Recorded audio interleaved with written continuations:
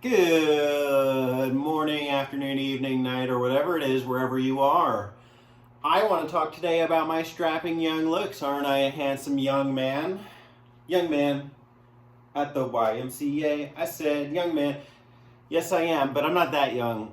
I think young man is defined as like 18 to 25, maybe. Correct me if I'm wrong, but I'm not a young man. I'm an adult. I am a full-blown adult, even though I kind of look young. And I was thinking recently about not just my age, but other people's ages. And I think that one thing I've experienced for myself and for others is age discrimination. I think it's very natural to discriminate one way or the other, either against older people or younger people, and even your own age. And one thing that brought this up recently is I was listening to a podcast and they were talking about how young TikTokers are making content that young people watch. And I thought that was pretty tragic.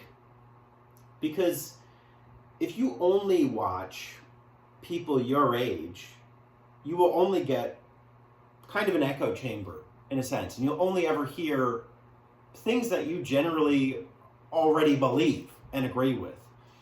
And I think that's very dangerous. I think one of the best things you can do is open up and hear perspectives from people who are older than you and younger. I think both are important in different ways. And I'll get into an anecdote about a time that I made a mistake of trusting people who were my age and not really looking for more perspectives. And just some things you could do to hear both sides, or at least why you should hear both sides. If you're new to the channel, subscribe. I'm almost at 1K, baby. Let's freaking go. Never before done by me, but I hope to someday. Okay, I will start with an anecdote. So, one of the most important times of my life was college. I had separated myself from everything I had previously associated with, everyone I previously associated with. I went somewhere completely new. I was 18 years old. I was basically only surrounded by my collegiate peers, students, professors, and people who lived in that location. And of course, I could always call home and talk to people, and I did that. I talked to my mom and dad a couple times. I remember calling home crying and wanting to withdraw because I felt like it was a waste of time, and I was not going to graduate, and I had no real direction in terms of my major, and I mean, it ended up being fine. Different story. But that was basically my setting. That was my surroundings. And I had enrolled with an academic scholarship. I had a high GPA in high school, and I was offered $3,000 a year towards my tuition to maintain a high GPA. That GPA was a 3.0. A 3.0 is an 85. It's a B. And I could have done that if I had the right tools. Unfortunately, it was just so new to me. I didn't really think to ask anyone in my life who had gone to college previously about what they would do in my situation. I didn't have the language or the sociability to even be able to do that. You know, I was basically an only child. And so I did have older half siblings, but again, you know, I didn't have as strong a foundation or relationship with them at that time. And so, you know, the only thing I really heard was just, you know, from my parents was just keep pushing, just keep trying, just keep doing it. And then basically everyone else who was around me. A bunch of kids I went to school with ended up dropping out, were not taking it as seriously as I was. I wasn't really making friends in my department so much, or the courses I took. It was other ways outside of that. And I remember that by the end of my first semester, I had a 2.6 GPA. I was 0.4 below the line, at risk of losing the scholarship. In order to maintain it, I had to pull it back up to a 3.4. However, I was also credit deficient at this point. I was only in 3 classes. And so I took 5 classes my next semester. And I was doing good. I was doing much better in a lot of them, but there was one course that was a 7:30 a.m. botany course, Monday, Wednesday, Friday. And one of the worst things you can do is take a 100+ person lecture course in a science course and not be enrolled for the lab. I was not enrolled for the lab. So I had to be there studying the textbook, being there present at the furthest building on campus from me, had no car. I was skating up there at early times in the morning and failing this class. And I wanted to withdraw because I knew this was going to end badly, but I had already withdrawn from either 1 or 2 courses my first semester. And I remember one of my friends at the time telling me, and he was another one who stuck with it. He'd done the whole college thing. He's like, man, Teddy, you shouldn't drop too many courses. It's going to look bad if you have too many W's on your transcript. Well, you know what's worse than a W? An F. And I didn't see that coming. I didn't see that I was going to fail that course. Lo and behold, if I had withdrawn from that course, my GPA would have been a 3.4.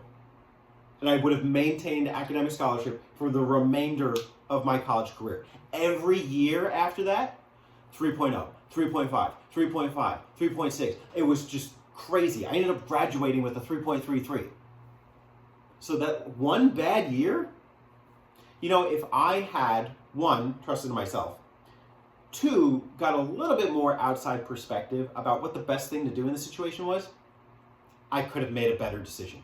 But my pitfall was trusting somebody my age to tell me about the best thing for somebody to do my age. No, the best thing to do is ask somebody who's been through it, who's been through that walk of life. Unfortunately, there are systemic problems with the college that I went to, and I could not get the career counseling that I needed, the college and career counseling. And I don't hold that against anyone or anything. It's a combination of factors. Could I have been better? Sure. Could I have had a better friend group? Sure. Could I have, talked to more people who were older? Sure. But it is what it is. And at the end of the day, it's just money. It's not the end of the world. There are worse things to lose than a scholarship. And look at me now. I'm doing fine. Hanging out with the Squirtle Squad. Anyways, let's talk now about why maybe I wasn't looking to older people as a source of guidance.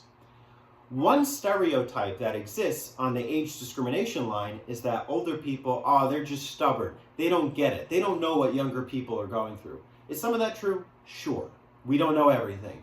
But if we don't know everything, we can't know how to help you. So I think that we write off older people as stubborn, as very rooted and unwilling to change their thinking, probably because they've had so much life experience, their mental faculties are basically on a decline after 26 or the age of utmost maturity. Does it mean you can't, grow and be stronger mentally in different ways? No, it's just that your ability to do so. And I don't know the science of it, but I think that's even a stereotype in and of itself.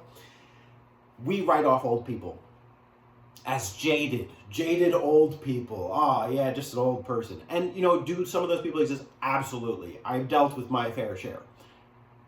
But it's a misconception, and it's a dangerous one if you think that about all old people. Because the thing about old people is that they've been through a lot, and sometimes seeing their convictions about life is one of the most influential things for you, or can be.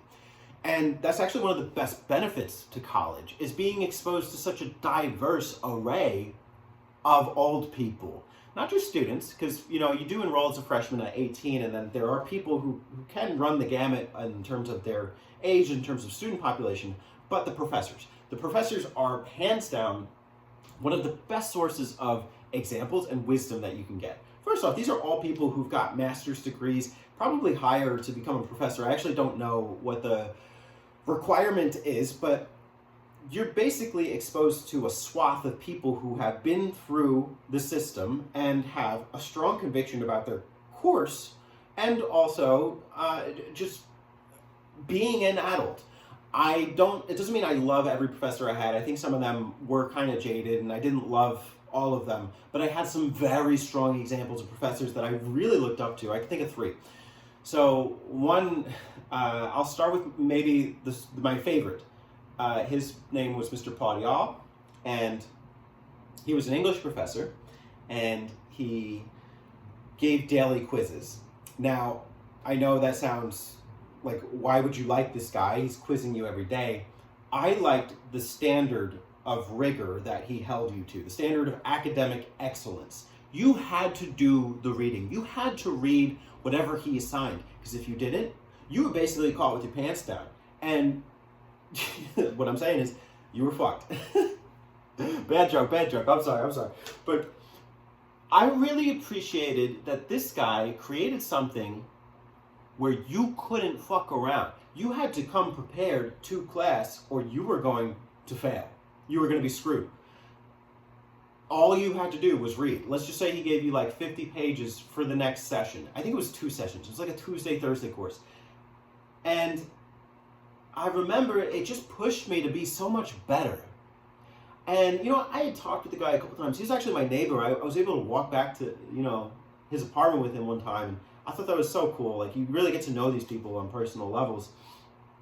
But I just really liked the example that he set. And seeing how strong he held his students to, of a standard, I think has influenced me to hold myself to very high standards in terms of everything, in terms of my friendships, in terms of the people I work with, in terms of colleagues, in terms of my family. And I like this guy so much that I signed up for a second course with him, a science fiction course. And one of the memories I never let go of is there was one time in this science fiction course. It was like a circle. We would sit and we'd take our quiz and then we'd circle up and we'd talk about the pages that we read and different questions. I remember one day, after the quiz, he was talking about one of the books. I want to say it was H.G. Wells' The Island of Dr. Moreau. And we're talking about the nature of like man and the beast or something. I can't remember exactly. But I remember being one of 2 people in this class of 30 that said anything besides the professor in this discussion. And that made me feel so honored. It made me feel like I did something there, that I could be proud of. That 28 people got caught doing nothing, none of the reading. They failed this quiz, but I didn't. Why? Because I put in the work and he gave me an avenue to show that. So I respect the hell out of that man. I think that is an excellent example of, you know what? You work with me and you're going to have to do the work. It's a boundary set, and he held it. He held it. And I just appreciate that so much. The other professors, I'll save them for a different day, because I think that is a good example enough to talk about the reason that you should look up to older people, because they have strong convictions, and there is a reason they are where they are today. Nothing is by mistake. Nothing. Some of it's environmental, some of it's personal, but it's not a mistake.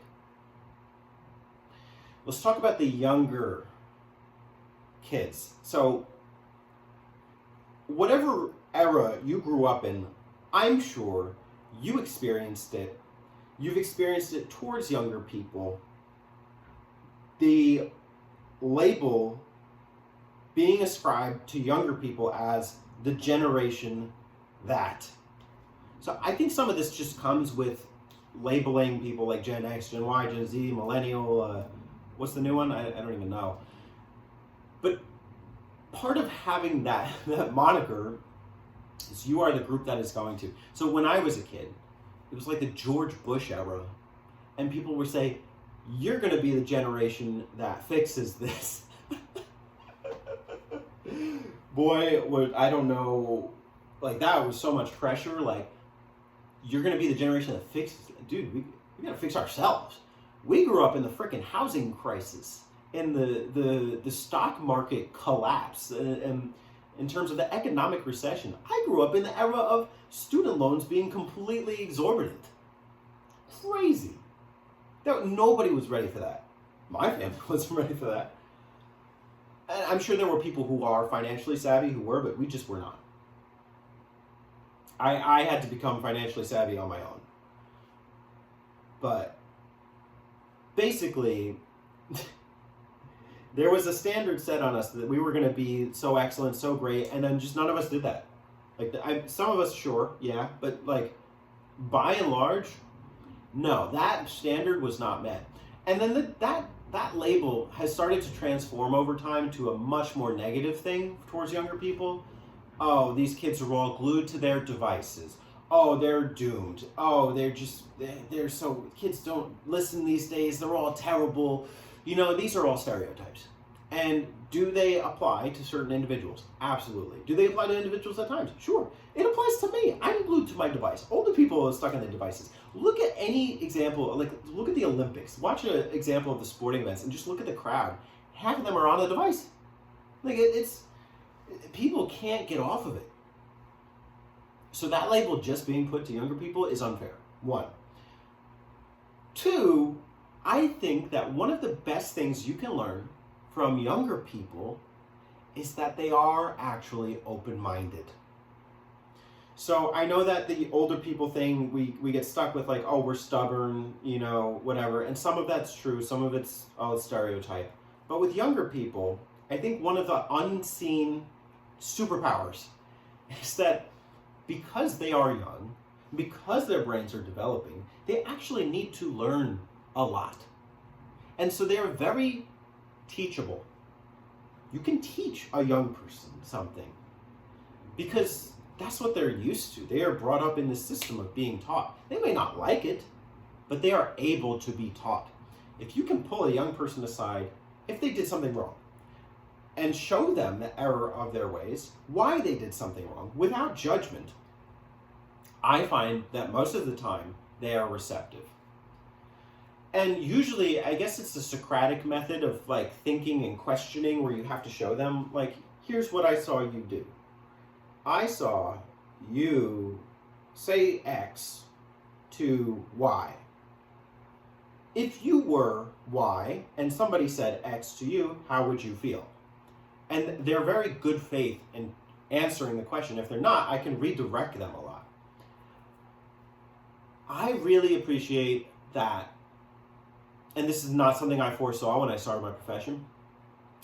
I can really appreciate that young people can take older people seriously. And not all of them, and frequently I think they do write off. Like let's say teachers or adults or parents or family for, you know, oh, they're just being extra. They're just doing the most. But when a younger person feels respected in a conversation, they will usually give that respect back. Older people, one of the mistakes they tend to make is not to treat the young person seriously. Like, why would you do that? Was it so terrible? Like, what were you thinking? That line of thinking just makes them feel bad. And I was like, what do you mean, what was I thinking? I was just doing myself. And I get defensive too over my behaviors and actions, but I think if you don't treat young people seriously, you're not going to get seriousness back. And it's not an excuse. I'm not saying it's justified. I'm just saying the reality of what we deal with young people. Take the time. Get to know young people, understand them, why they are, who they are, you know, what they are, what they did. And when they do something that crosses the line that you think is unacceptable, help them, show them, because they need the help. You needed the help at some point, and maybe you got it, maybe you didn't. I didn't get all the help, and I wasn't equipped enough to ask for it. But it would have been great if I had that. It would have been great if I had more people stepping in. And it's not about lament. I'm not trying to like paint the pity party here. I don't want that. But I want you to understand that the open-mindedness that young people have is a great quality. And it is actually, it's scary too, because it can be taken advantage of, and that's why you see the gravitation towards, you know, some of those figures in the social media sphere. It's like kind of gurus, and you know, sometimes they're bad actors and sometimes they get misled. But if you can really tap into it and show them something that they haven't been shown, that strong lead, you know, that care and that respect, you will get a lot out of them. So that's kind of my experience with the age discrimination line. What is yours? Feel free to share in the comments below. Thanks so much for watching, everybody, and have yourselves a wonderful rest of your day, week, month, life. Cheers.